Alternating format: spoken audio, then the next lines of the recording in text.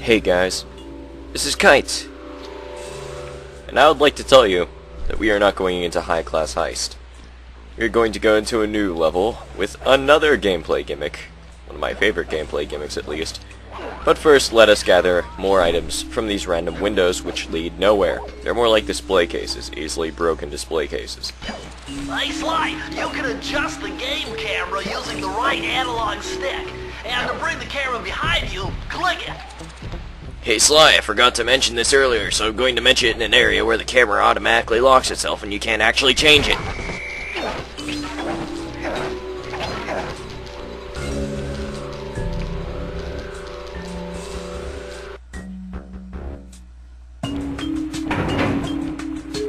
A Cunning disguise. It's a short level. Short, sweet. You know, you've heard the old saying before. Those rats got pegged. Raleigh appears to have booby-trapped this entire place. I'm gonna enjoy this. Don't you get it, Sly? If you step on that rug, forget about becoming a master thief. You'll be a master dartboard. Wait a second. What if I jumped into that barrel for protection? I don't know. It looks pretty risky and very unsanitary. Only one way to find out.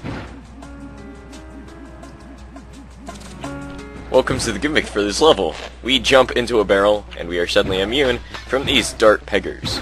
We can run around here and have the darts hit us in various places and eventually outspawn each other. Sort of telefragging each other or something like that, I guess. However, the barrel is easily destroyed. It can, for example, be lit on fire. So let's not do that.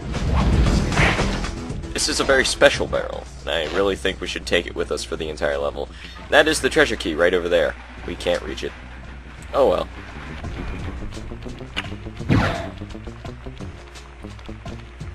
Now, this is the reason...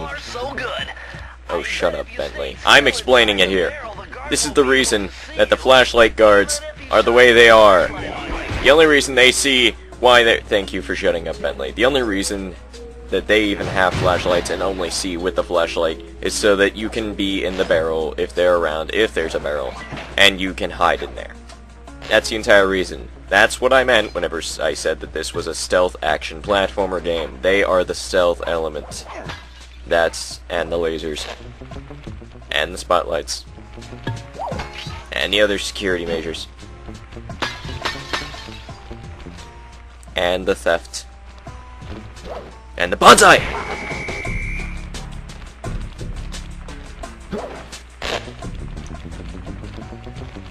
Outside of that first section with the carpet, and perhaps one section later on, you don't really need the barrel for anything else. You can easily skip over most of the carpets or survive somehow. But it's kind of nice to just play along with the level. Play with their gimmick, you know, play the level how they intended it, instead of breaking the level and just going about your own business. Another reason I like this level is that they didn't actually hide the clue bottles in that many... What's the word I'm looking for? The clue bottles aren't so well hidden, except for one section of clue bottles, rather. And it's brilliantly hidden, and I really have to commend Sucker Punch Studios for even bothering with such a thing. You will see that later.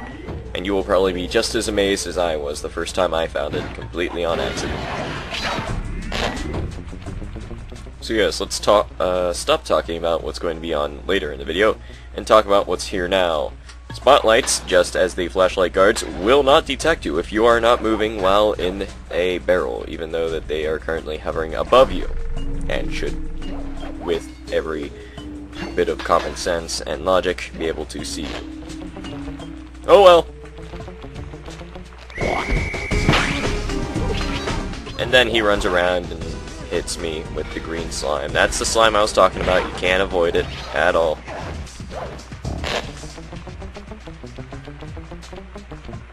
This is a bit interesting. You think, oh no, what am I gonna do? You can't jump while in the barrel, because jumping causes you to get out. Well, you just walk across, that's what. And then you walk back and you climb the lanterns again. There's actually a very easily done shortcut in this level, in which you immediately jump from the bottom floor to these lanterns, and I skipped it for numerous reasons. Now, this is where the other clues are hidden. This is a brilliant place for hiding. Why? Well, this is why. Just imagine. They actually bothered to program in something that would swivel whenever you were pushing against it. Even though they didn't actually add in any sort of pushing animation to go along with it. So it's more like he's just nudging his nose violently against it while it moves and while I get caught. It's a good thing that this game doesn't actually send wave after wave of enemy after you once you're caught.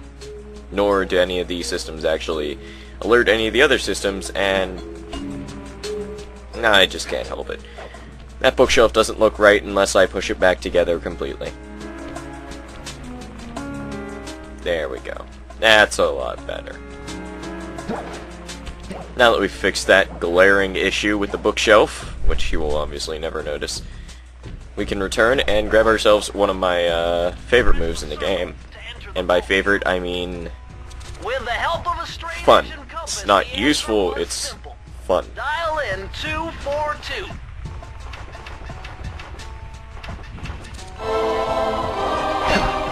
However, there's more fun stuff later on. So this is like the least fun. Outstanding! Another page from the Thievius Raccoonus. This one features Dev Cooperenda's slow motion jumps. He used this to get by all kinds of airborne threats. Hit the triangle button while in the air to slow down time. Yeah, that's right, we got bullet time. Very, weird bullet time, though. It only works while you're in the air, so it doesn't work if you're on the ground. If you hit triangle while walking, it doesn't work. You hit it while jumping, and what do you know?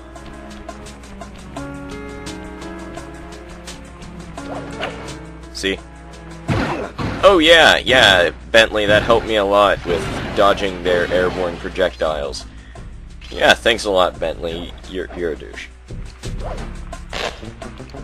But unfortunately, it is fun, but it's not very useful, because again, not only is it sort of useless, it doesn't actually help with anything else, and you can only use it while jumping, which is a disappointment.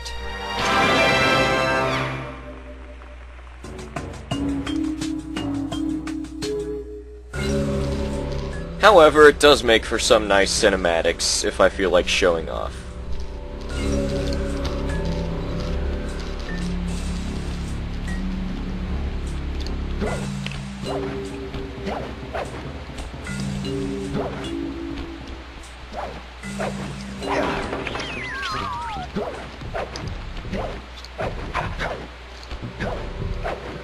Either way, awkward silence aside, this has been Kite Ragara, and this is Slow Motion.